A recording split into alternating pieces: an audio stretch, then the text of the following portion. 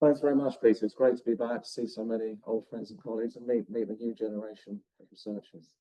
I will get straight into this. So the logic of this presentation is as follows. If you're doing multivariate analysis in brain imaging, you're probably using decoding. And there's been a lot of great work using decoding, things we've found out we wouldn't have done otherwise. But there is a problem. And that problem is that we can't test for interactions. This makes decoding, therefore, incompatible with factorial experimental designs. And given that factorial designs are perhaps an important clinical tool for clinical neuroscientists and cognitive neuroscientists, then that is the problem. So the solution is to perhaps use an encoding method rather than a decoding method. So by encoding, I mean normal SPM approach where you predict brain activity from behavior. Decoding is predicting behavior from brain activity. So I'll try and persuade you that there is a problem and that there is a solution. Let's get into factorial designs in the context of multivariate data. So here, let's look at the top right here. So this could be, say, the outcome of a caricature medical experiment where the outcome is health score. We have young participants and old participants, young here, old. They either take drug A or drug B, and we can see here that there's nice improvement in health for drug B versus drug A, and this is consistent over the group. But you could have an outcome like this, where the pattern is rather different, and that for the older people, drug B is much worse than drug A, and so it flips around. Now, the important thing about this is that if you hadn't have taken the age of your participants and entered it into a factor in a factorial design, then you would have just been measuring the response to drug A, which is the average of these two, and the response to drug B, and they would be the same. Your conclusion would be the drugs have no effect. When in fact, we should be using those drugs in young people because they're really effective. So that sort of argument, here we've described it in context of a univariate outcome health score, but the same logic follows over to multivariate data. So here I'm going to have multivariate data, which is over EEG sensors, 64 sensors, a few hundred time points. So this would be an ERP, and this would be the ERP image averaged over all trials for this YA condition. Here we've got young people at the top, old people at the bottom, and these are the responses. So we can see here that we have this increase in activity for B versus A that's consistent over the young and old groups. So this is analogous to the plot here. The encoding method that I will tell you about at the end of the talk nicely finds that there's the main effect. And here, this is a Bayesian method. So if I'm plotting a log-based factor here on the y-axis. So if we're under the bottom red line, we can accept the null hypothesis. If we're over the top red line, we can accept the alternative. If we're in between, we can't say anything. Okay, now let's look at the analog of this crossover interaction pattern. So here, we simply see that very clear when we look at this that the responses have been flipped for young versus old. Now, I've just made these very simple plots so that we can clearly see the relation between the univariate and the multivariate. But so here in this example, the effect is the same at these few boxes here. So all negative here with respect to that. But of course, in real data, the interactions don't have, all the main effects don't have to be the same at each voxel. So here's the encoding test. It finds the interaction, and here I'm just plotting some more simulated data, but here with heterogeneous effects over space. So at this early time point, you can stare at this and convince yourself that there's a main effect, because this pattern here is similar to that one's similar to that one. So the differences are similar. But later on, we have an interaction because there's been a flipping around. Okay, and here, so we find a main effect of drug earlier on and an interaction later on from the encoded model. This takes about 5 seconds to run. my desktop PC. Yeah, I'm not the first person to talk about that you can't test for interactions using decoding. So there was this work by John Dylan Haynes and Carsten Anfield and others over the last decade or so.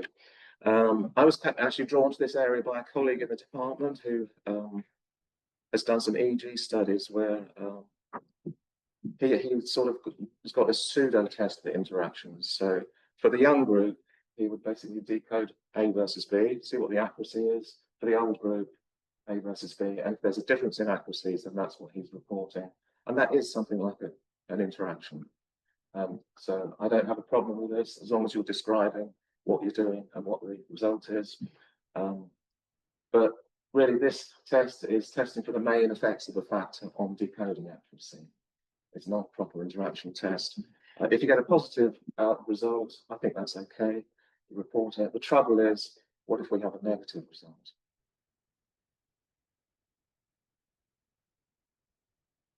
So, for example, for this interaction plot I showed you earlier, you can decode these very well, and you can decode those very well as well, but the accuracies are the same. So you infer that there's no interaction, and that's completely wrong. Okay, just to show you briefly some data from a reward learning experiment. This by my colleague Tom Sandbrook at UEA. The factors here are reward prediction error sign. So is the world nicer than you thought?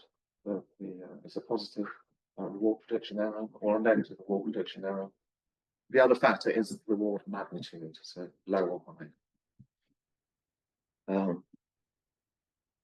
So these are the data in the different conditions. This is the average over all the trials. This is for a single subject.